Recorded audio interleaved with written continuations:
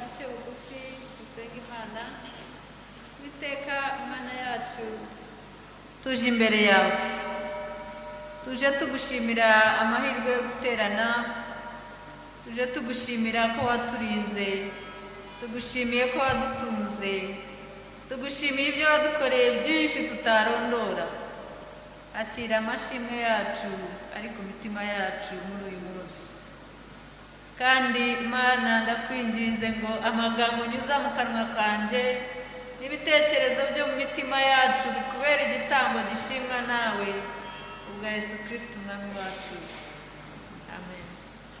Yesu ashimwe. Haleluya. Ni umunezero cyane guhagarara aha ngaha mbona abantu imbere yanjye, kuko mu minsi yatambutse nigeze kuhahagarara nta muntu uri imbere yanjye. Ubwo rero ni ishimwe rikomeye ku bwanjye no ku bwanyu, kuko Imana yakoze imirimo. Uyu munsi rero ndashimira Imana ku bw'aya mahirwe, kandi ndashimira n'abo dukorana umurimo ko bampaye aya mahirwe. Umutwe w'amagambo turi buganire uyu munsi uravuga ngo gukura mu mibabaro. Nongeyeho n'ikindi munsi y'uwo mutwe ngo ibyiringiro mu mibabaro.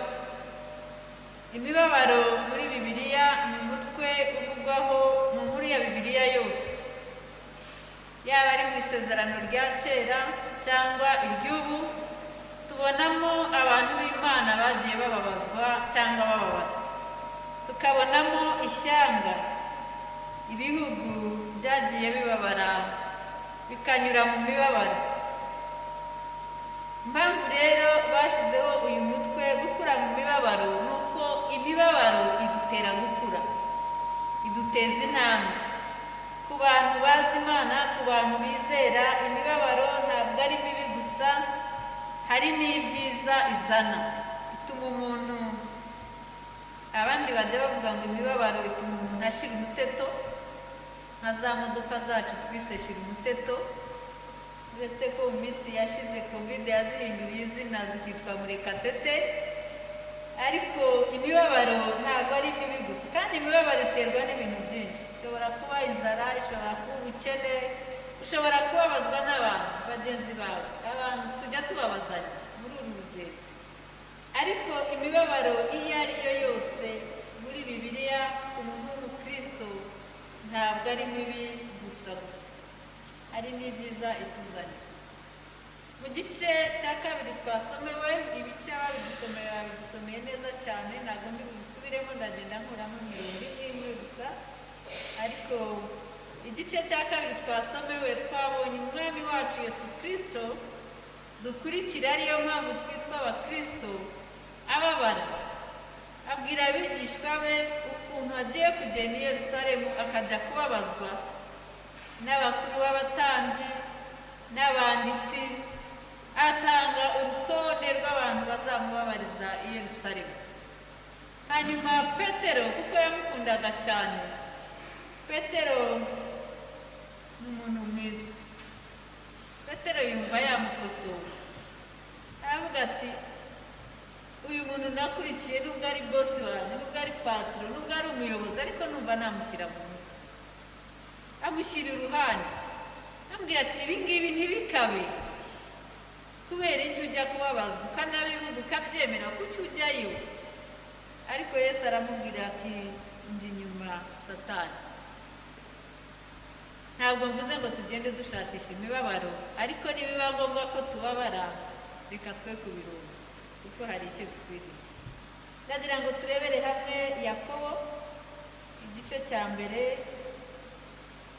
urwandiko rwa Yakobo igice cya mbere umurongo wa 2 kugeza ku wa 4.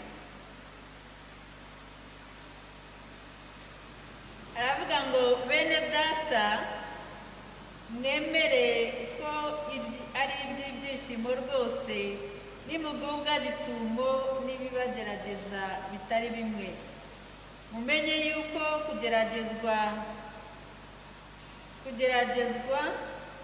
ko kuzana kwizera, kandi kwizera kwanyu gutera kwihangana, ariko mureke kwihangana gusohoze umurimo wako, mubone gutungana rwose mushyitse mutabuzeho na gato. Uwo ni Yakobo. Hari undi muntu nawe wavuze ukubabara. Urwandiko rw'Abaroma, Petero hari icyo yabivuzeho, igice cya 5 umurongo wa 3 kugeza ku wa 5.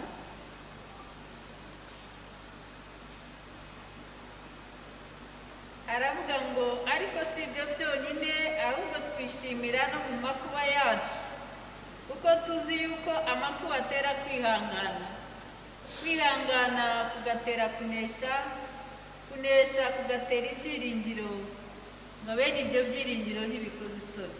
Haleluya. Kubabara gutera kwihangana, kwihangana kukadutera kunesha, kunesha kukadutera ibyiringiro, ibyiringiro ngibyo ngibyo ngo ntibikoze isoni. Turi mu bihe tubabaye mu buryo butandukanye, ariko turababaye. Turi mu bihe twaguwe gitumo, twese twaguwe gitumo na COVID-19 nawe yateguje. Tuyumva bwa mbere twumvaga iri kure cyane y'u Rwanda, siko byatugendekeye. Uyu munsi turi kumwe nayo, kandi turi mu ngaruka zayo, kandi ingaruka zayo ziratubabaje cyane cyane. Turimo kwibaza, tuzageza ryari? Tuzaterana turi bake tugeze ryari? Tuzavuga ubutumwa twambaye agapfukamunwa tugeze ryari? Tuzaririmba twambaye agapfukamunwa tugeze ryari? Abandi barashonje, abandi babuze akazi, abandi bararwaye.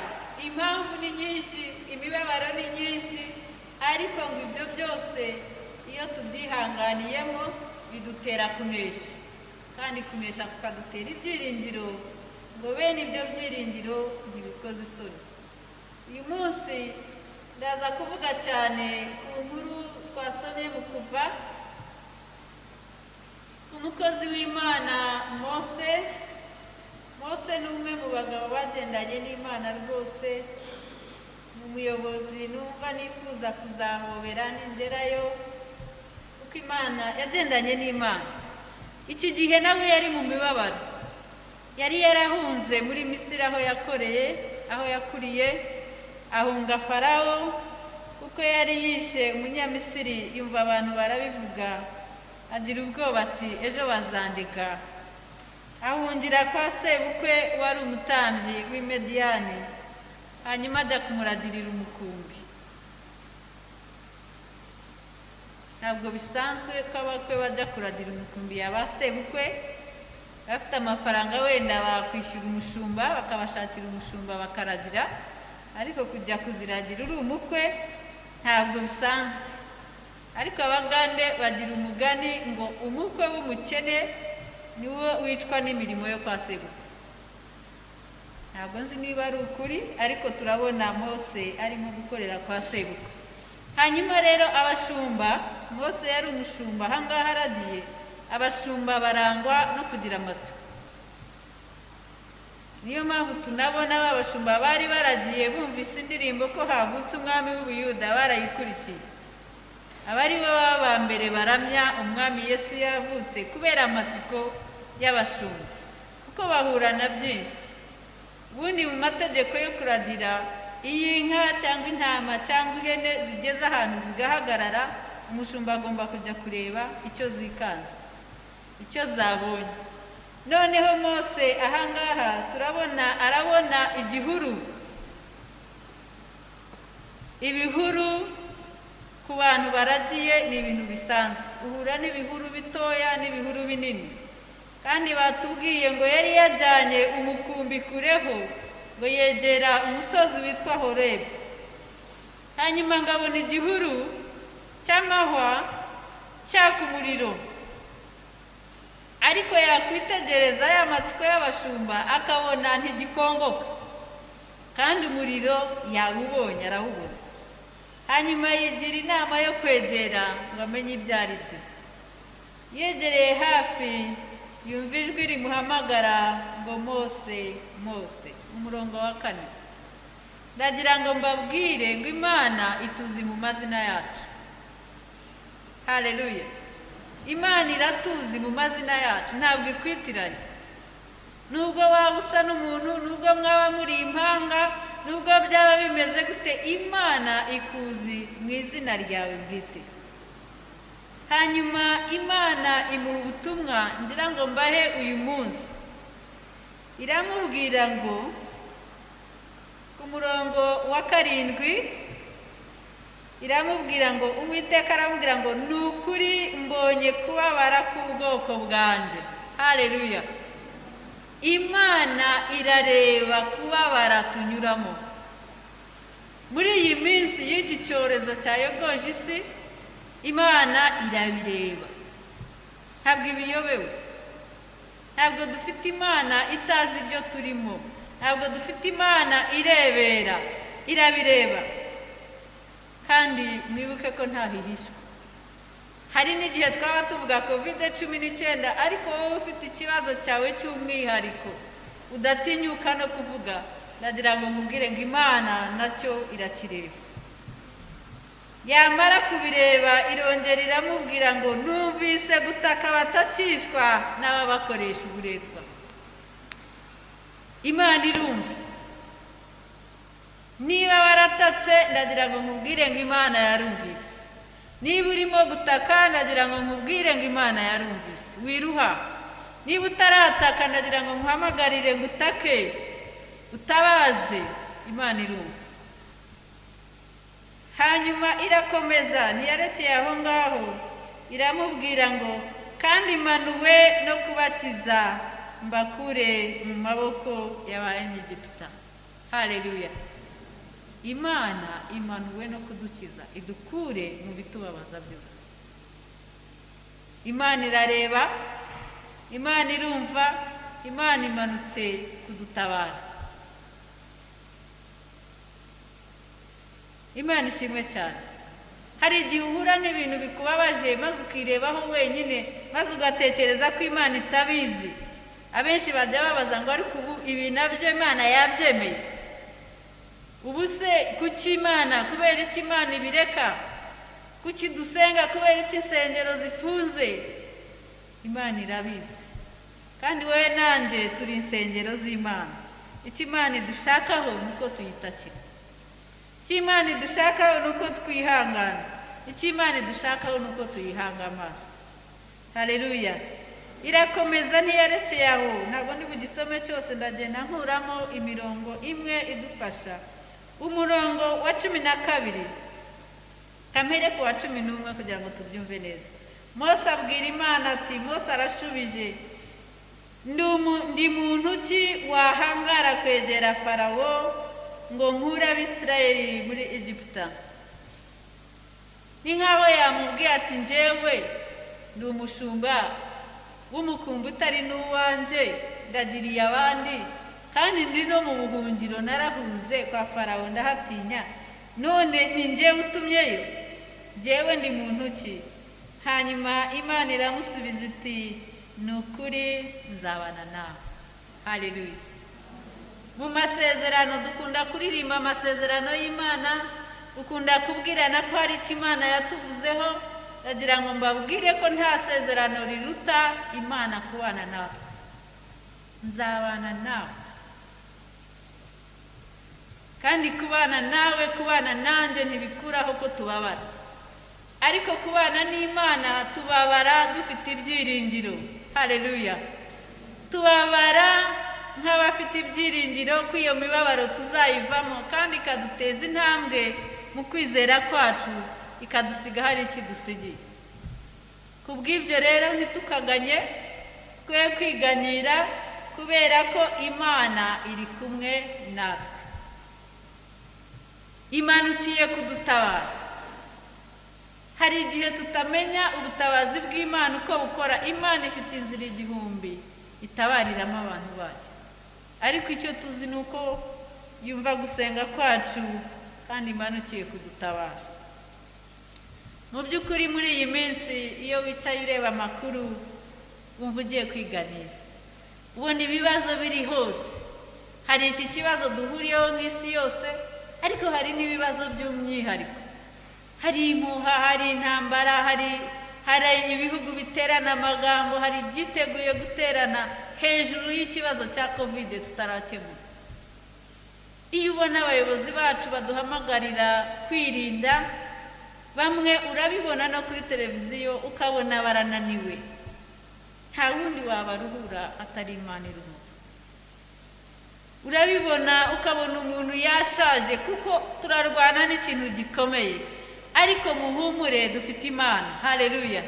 Imana iri hejuru y'ibihe byose. Imana iri hejuru y'ibihe bya covid, izabiducishamo, ituremere ubuhamya, twubahiriza amabwiriza, yego, dusenga Imana, dutegereze Imana, tureke kwiganyira nk'abantu batamenye Imana. Kera nkiri muto Imana yigeze kuntabara mu buryo bwayo, kuko nababwiye ko umuntu Imana afiteho umugambi ntabwo apfa, kuko umugambi w'Imana ntushobora gupfa. Urumva ubu uri imodoka ihetse umugambi. Iyo imodoka itwaye perezida igeze ahantu n'abapolisi bava mu nzira, ariko imodoka si yo perezida, imodoka itwaye perezida. N'umuntu ufite umugambi w'Imana, Imana iramurebera kuko igomba gusohora umugambi wayo. Kera rero ndi umwana, nanjye nakuriye mu rugo turagira, ariko nari ntaragera kuragira inka. Najyaga ku kiraro nkasohora inyana kugira uko zikamishwa, nkamenya ingwe imwe irasohotse, nizirangira ndasohora indi. Hanyuma imvura yari yaguye hakonje, ari nimugoroba, nicara imbere y'ikiraro ndikubiranya kuko nari nkonje. Twari dufite inka yabyawe n'imbogo, twayitaga Mbogo. Iyo nka yakamwaga amata menshi, yanaryaga byinshi cyane. Hejuru yo kurisha no kuyiragira bayongereragaho n'ibindi. Hari igihe yajyaga yibagirwa ko ari inka yo mu rugo, ikamera nk'imbogo, kugira ngo wenda amaraso y'imbogo yabaga yayijemo. Ntabwo yakundaga ibintu bitoya, ari injangwe, ari imbwa, icyo yahuraga nacyo gitoya yarakicaga. Hanyuma isanga nicaye imbere y'ikiraro, iranterura, inyicaza hano ku gikanu cyayo, irarekura, nikubite hasi inkandagire. Hanyuma musaza wanjye aba yabibonye, atega amaboko, irekuye mugwa mu maboko. Haleluya! Uko ni ugutabara kw'Imana. Nuko Imana itabara abantu bayo. Ishobora gukoresha abandi bantu, ishobora gukoresha ibyo yashaka byose, niyo yabiremye, ariko Imana igitabara. Nuko Imana ije kudutabara, nubwo butabazi nk'ubwo Imana uyu munsi itubwire. Yambwiye ngo hari abantu benshi bamaze kurambirwa, abantu benshi bararambiwe ibi bintu. Ejo hari abo navuganaga nabo bakambwira ngo barumva bajya ku mihanda, ni ntacyo byakumarira. Aho kujya ku mihanda, reka mbabwire ngo nimureke duhanga Imana amaso, tuyitakambire kuko iratwumva, hanyuma imanuke idutabare. Haleluya! Kandi iratabara u Rwanda, itabara isi, itabara ibihugu bikennye, itabara ibikize, kuko twese turababaye. Hejuru ya covid ukabona abirabura n'abazungu, nabo ni ikibazo. Hari imiruho, hari imibabaro imwe abantu baterwa n'abandi niyo twitera. Ibyo byose bidutere kuririra Imana. Hari ubuhanuzi bwadutse iyi minsi bubabwira ko iyi covid yaje kumara abantu kandi ngo izabita, ngo abakuru n'abato, ngo abakristo n'abapagani niba bakibaho simbizi, abagore n'abagabo, abapasitori n'abakristo. Bavuga ni se Mana yanjye, ubundi ubu ni ubuhanuzi, n'ubundi turabizi ko tuzapfa, sibyo ra? Gupfa n'ubuhanuzi, musubize. Gupfa n'ubuhanuzi, ntabwo ari ubuhanuzi. Gupfa n'irembo ridutwara iwacu, turabizi ko tuzapfa, ariko ndagira ngo muhumure, Imana irahari kandi Imana irabizi. Uyu munsi rero wibagirwe ibyo ushaka kwibagirwa byose, ariko ndagira ngo utahane ibintu bitanu. Utahane ko Imana ikuzi mu mazina, utahane ko Imana ikubona aho waba utaha hose. dushobora kuba mu nzu hakaba hari inguni tutajya tugeramo, hakaba hari ibyumba tutageramo, ariko ijisho ry'Imana rirahagera. Imana irakubona kandi Imana irakumva.